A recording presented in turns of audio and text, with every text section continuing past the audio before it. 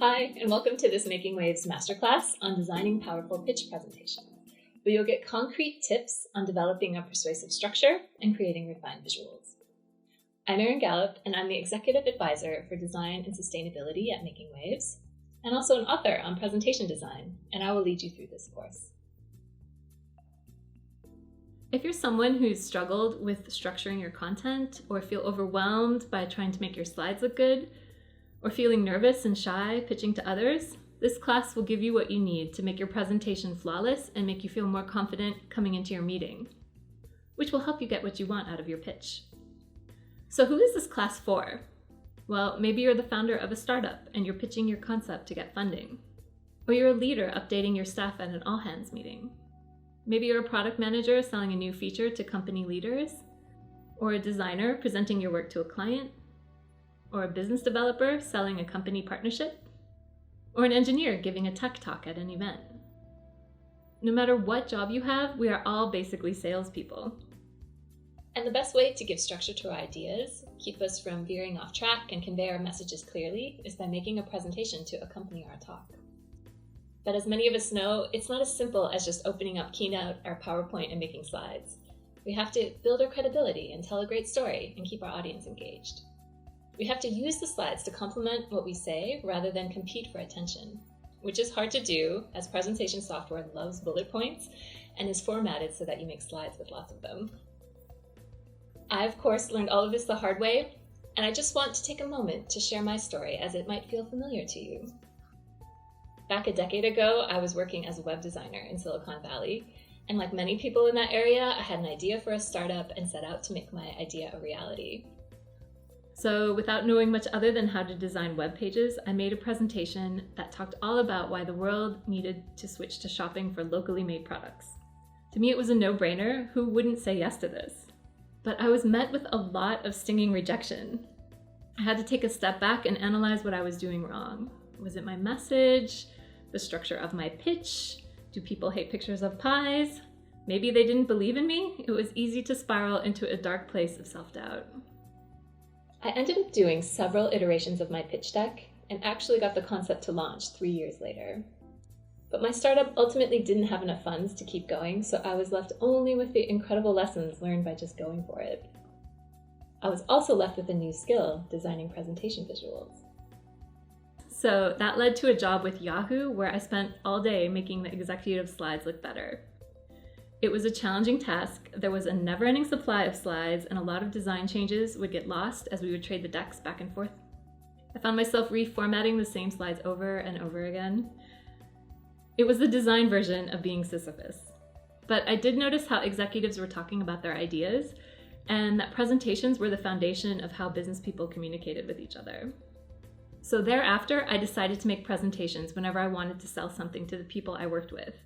From selling the designs I created, to new jobs I wanted to do, to the things I thought the company should do, to introduce myself when I was looking for a new job, I always had a presentation. And many times they worked. I often ended up getting what I wanted. It's so empowering. But I still found myself often helping out with making company slides look better, and it became obvious that people really needed a better template to start with and some tips and tricks to make it easier to get going. So I wrote Slide Therapy, which is a book in PowerPoint format that includes copy and pastable slides. Today, I'll give you design tips collected from Slide Therapy, as well as practical advice on how to prepare yourself and structure your story. So what should we focus on in creating a presentation? There are 3 elements to consider when creating a great pitch. First, we'll focus on who we will be presenting to and consider what their needs and wants are. Second, we will create a structured story that both creates a bit of suspense and keeps the audience feeling organized. Third, we will focus on how to create clean visuals that will add to our message to break us free from using bullet points as graphics. So let's start with considering our audience. How do we do that? We do it by doing a little research on our audience and imagining the kind of information that they will be looking for, all of which will help us empathize with their wants and their needs. Here are 9 questions you can use to help you research your audience. Try to have an answer to all of these questions and do a bit of further research on the ones that you can't come up with answers to. Number 1, who are you meeting with? It might seem obvious, but it's quite easy to start from your own point of view when you craft your presentation. By taking a moment to see who will be in your audience, you will start to imagine them watching you, which will help you make something that they will like. Number 2, why have they come to hear your pitch? Is it to get an introduction to you, to your product, to start a relationship? For instance, knowing that a venture capitalist has come to hear your pitch because they're in the process of vetting new potentials and investments helps you create a content that focuses on that reason. Number 3, why are they interested in meeting with you? What do they stand to gain? Number 4, what are their values and goals? When I was pitching my startup Eco Table to potential investors, some of them were simply not interested in any moral or ethical parts of my pitch. I would have been more effective if I first looked into their backgrounds, which would have told me to focus more on the business aspects and less on the environmental details. So focusing on their goals would ultimately help me reach my goal. Number 5, what are their struggles? This can be hard to infer, especially if you're talking to someone with a different job than yours, but we all have struggles. And we all feel more attached to somebody who can recognize and address and offer solutions to something that we are struggling with. Number 6, what do they know a lot about? This question helps you give the audience the credit they deserve for being an expert. It helps you get in a mindset of respectfulness. By telling people that you recognize what they are good at, you are able to give them confidence that you have their best interests in mind. Number 7, where might there be a gap in their knowledge? Just as they are experts in their area, you are in yours, and knowing where and how detailed you need to be in educating them will help make your audience feel like they have gained something from the meeting with you. Number 8, how will you help them? How might you alleviate a struggle of your audience? What will you do? Number 9, what might they assume about you? We all make assumptions, so it's good to reflect a bit on what they might perceive of you, either correctly or incorrectly. For instance, if you're young and your audience is older, you might want to focus a little extra on your credentials, as they might assume you lack experience. So, now a tip. List out your attendees. Look in your meeting invite and list out all of the names that you see. Next, use LinkedIn for a bit of research. Look up the profiles of each of your attendees, write down their titles, read their summary, and look into their past jobs and work. It's quite flattering when someone you do not know knows something about your career. So jot down things that stand out to you about them. This will also help you put their face to their name, which will help you remember it in the meeting. More on that in a minute. Then infer their motivations. Go through each person and imagine what their motivations for their work and for meeting with you might be. Finally, pick a person to focus on, ideally the decision maker. By tailoring your pitch to the decision maker, you have a greater likelihood that you will address their needs and ultimately get what you want. In this instance, by inferring that Elsa's focus is to grow revenue through creating digital products, we can make sure to highlight the revenue-driving aspect of our pitch. So we've done a bit of research on our audience. Next, we should define our concept so that we really know what we are offering and can handle the hard questions that might come after. Here are 9 questions to answer for your concept. Number 1, who does your concept benefit? If you're pitching an app idea, who are the end users? If it's intended for everyone, who might specifically benefit? Number 2, what problem does it solve? By their nature, pitches are given to address solutions to a problem. What is that problem? Number 3, what is the market like? Even if the item being pitched is free, it likely falls into a market category. How is this market doing now? What does it comprise of? How old or new is it? Number 4, has a similar concept been proven valid? We all want to feel like our idea is new and unique, but by their nature, new and unique things have yet to be tested in the market. Your pitch will be more successful if you can tie your idea to another concept that has already been successful. That's where sayings like, "this is the Airbnb of," have come about. Number 5, who are the competitors? What are their strengths and weaknesses? By directly addressing that there are similar concepts, what are they great at? And where is there room for improvement? You build credibility for your idea by answering this. Number 6, how does your concept fit into a trend? Much like looking for similar concepts, by showing that your idea fits into a trend further gives confidence that it might be successful. Number 7, how is your concept unique? Here's where it's great to be different, new, and special. Take a moment to understand all of the exceptional features that you're offering. Number 8, what are the business implications? How could it make money? If your idea might generate revenue, you should note how and why it would. If your idea does not have a business implication, write out what would make your idea a success and how you would achieve that. Number 9, what is the path for it to be realized? What will you do to make your idea a reality? From taking small, immediate steps to larger, longer ones, what will you do first? How long will it take? How much would it cost? Okay, so now we've got a good idea of our audience and thoroughly know what the concept is. It's time to tie the idea to the needs of our audience, which will help with creating content. First, think of how your audience will benefit from your pitch idea. Your idea may benefit other users, but how does your audience benefit from the concept? In targeting Elsa Hansen's desire to grow revenue through creating something that her audience will love, you can be sure to tailor your pitch from this angle. And second, decide upon your ask of them. What do you want from them? When? This seems intuitive, but it's quite easy to forget to ask for what you want or avoid it out of fear of rejection.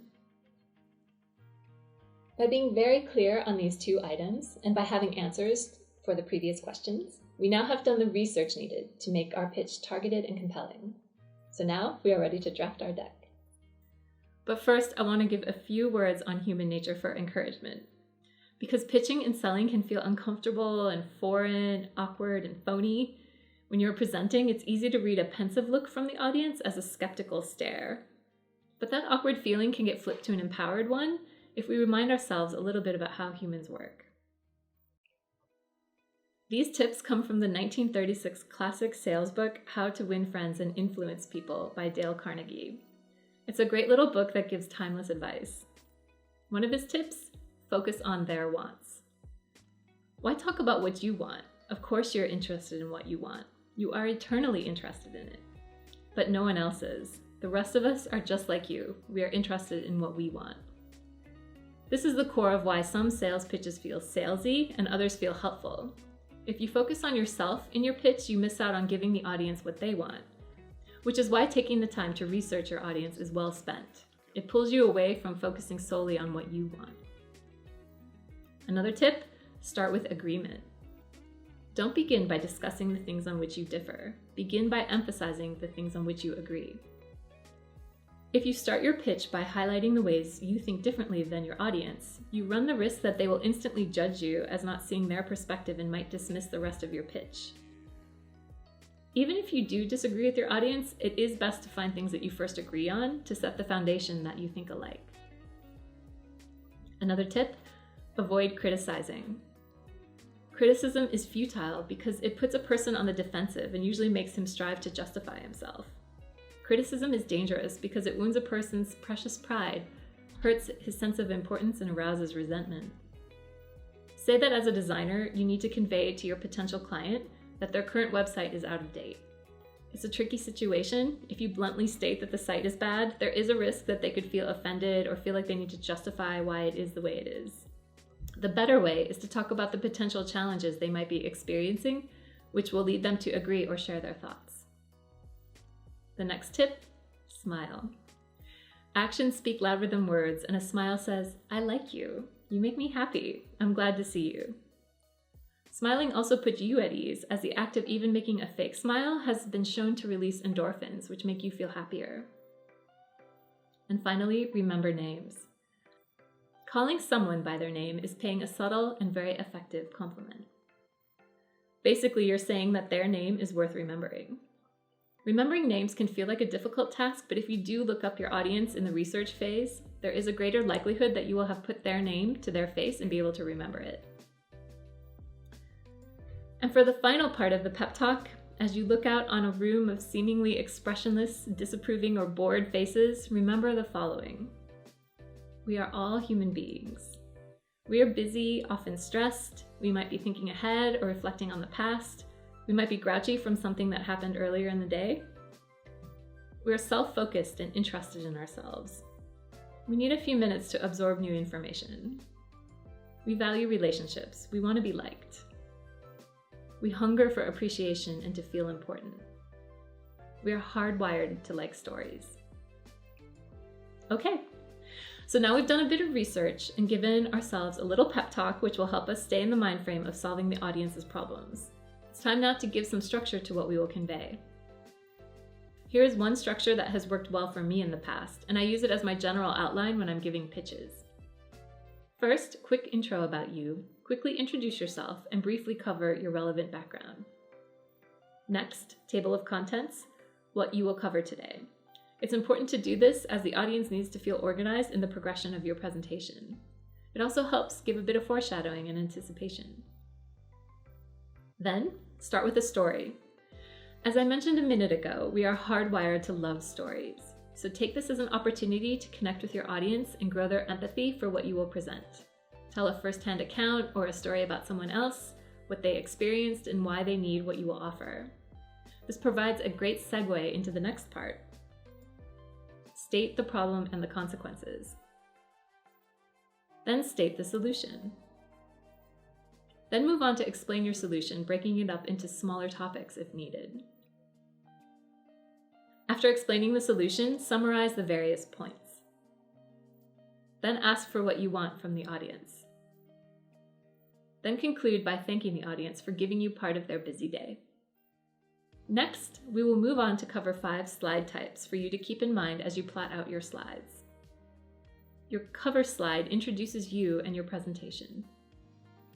Your overview slide is your table of contents and your preview of your presentation. I like to number my topics to keep the audience aligned with my progression. Content slides are the meat of your presentation. Group your content into relevant subsections so that your talk is not one giant topic. Content slides can be filled with data, images, or quotes, or full screen photographs. Interstitial slides are title pages for your content topics. They provide a visual marker for shifting topics and allow your audience to adjust to the change. Finally, conclusion slides thank your audience and is a good place to display relevant contact information. So what is the best way to plot out your slides? Some of us need to go analog and sketch out a storyboard on paper first. Others are more comfortable starting with an unstyled presentation to get all the thoughts out. And others like to make things look real and final right off the bat. Basically, there's no right or wrong answer here. Each of us has our own unique creative process. As we plot out our slides, we should consider the size of the audience we will be presenting to. In a small audience, members are close by, 4.5 meters away or less, maybe sitting around a table with you. These meetings are casual, and the audience will not have a problem interrupting you and offer their opinions and reactions.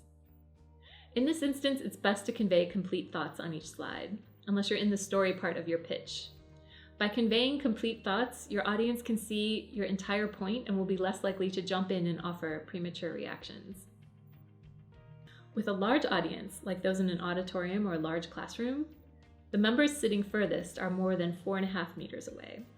They might not be able to see as many fine details, and they are held captive and tend to be passive. They are less likely to offer reactions, so storytelling is more important here.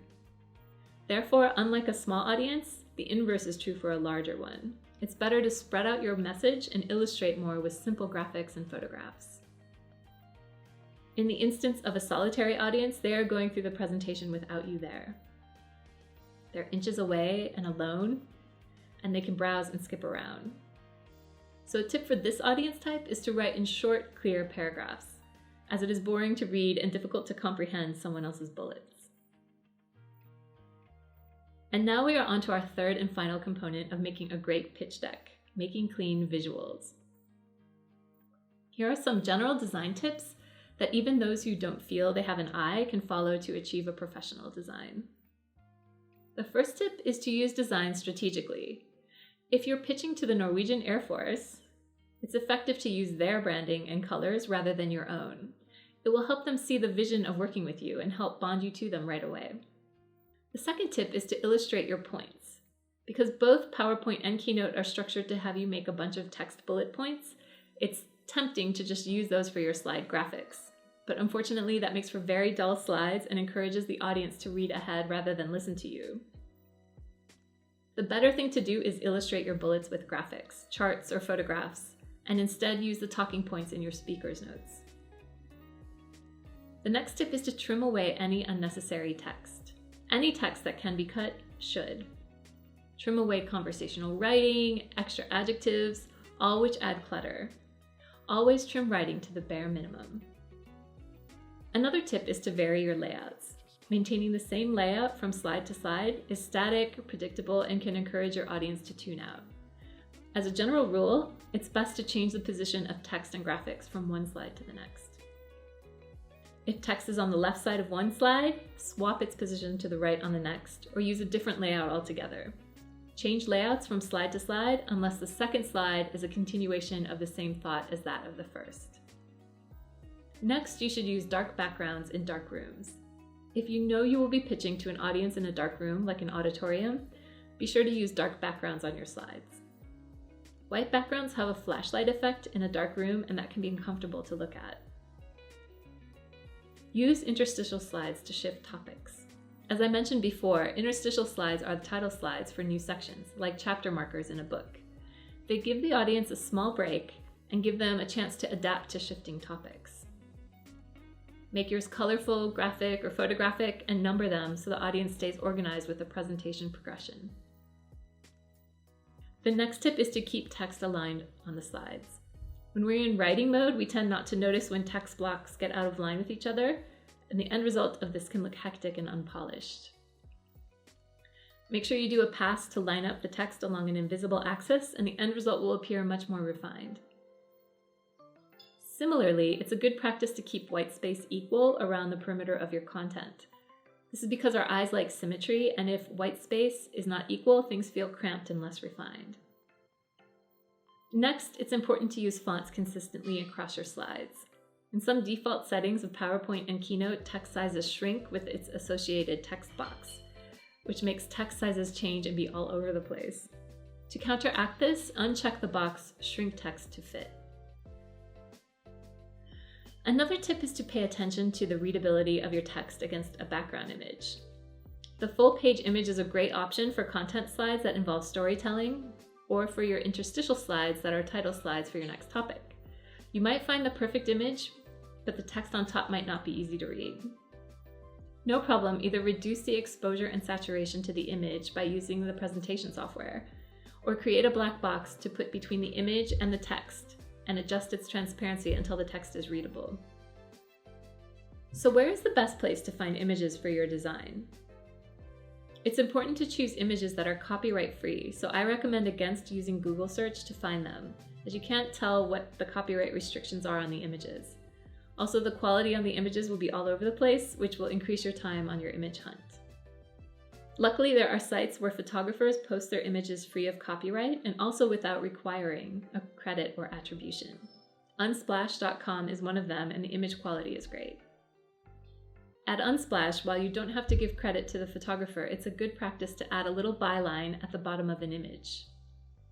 This increases your credibility and trust with your audience, and helps you remember where you sourced your image in case you need to find it again.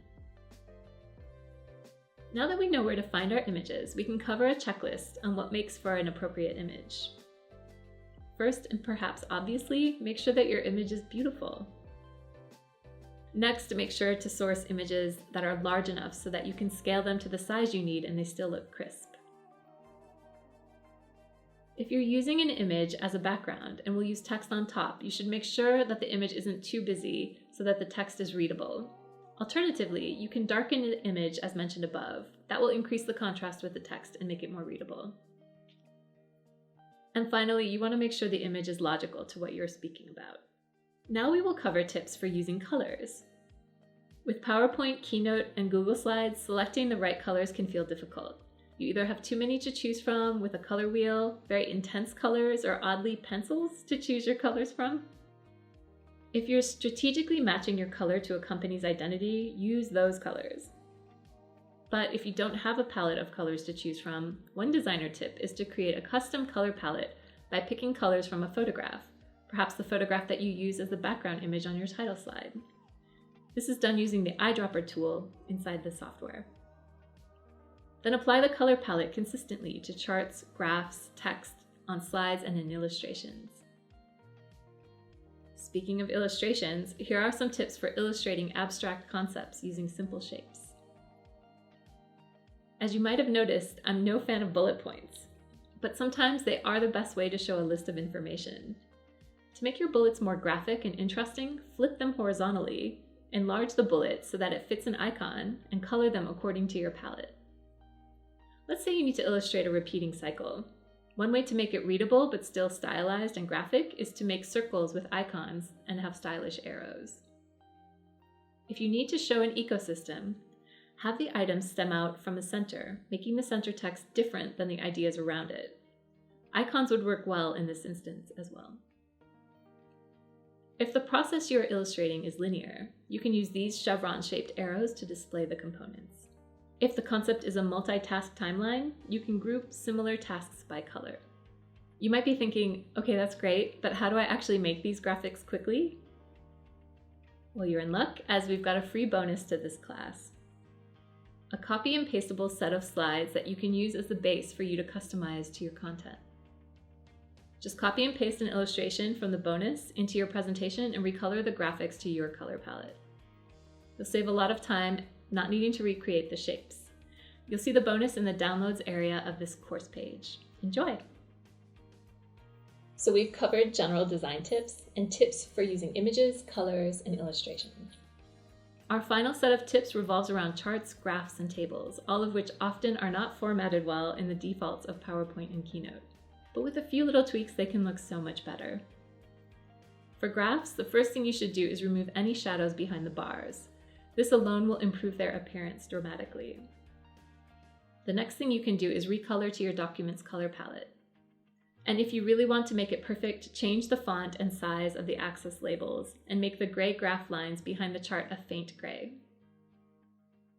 For charts, same thing, take off any shadows and recolor to your color palette. I like white text against colors, so you'll want to make sure that there is enough contrast to read the white text. To further refine, make the text the same size in each slice. Unless you have a really skinny slice, then it's okay to make it smaller.